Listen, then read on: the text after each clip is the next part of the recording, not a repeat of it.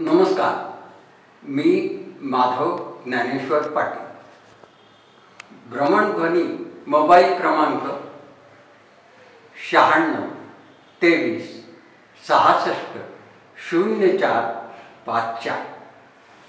मी माझी कविता सादर करीत आहे. कवितेचं शीर्षक आहे जागा हो जागा. तू कोणत्या वनात कुंजवनात उभा राहून बासरी वाजवत आहेस? जागा हो जागा. गोकुळातलं दूध तर केव्हा केमिकल युक्त झालंय. गवळणींचं रूपांतर तर केव्हा स्टेनो आणि टायपिस्ट मध्ये झालंय. कंस केव्हाच अंमलदार झाला आहे.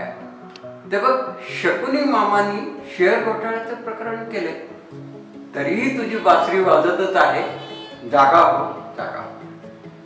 आजूबाजूला सिमेंटचे घनदाट जंगल पोखले, त्यातील माणसांनी एकमेकावर जंगलचे कायदे लावले. ते बघ, राधेने ऑफिसला जाताना केसांना कलप करणे चालू केले आणि ते पाहून तिच्या बॉसने आपले शुभ्र मिसळून पातळले, तरीही तुझी बासरी वाजतच आहे.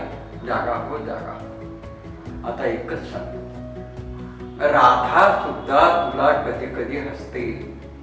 शकुनी दुर्योधनाच्या हास्यात ती आपले हास्य मिसळते, पण कधी कधी तिची सुद्धा नेत्रकडा पाणवते.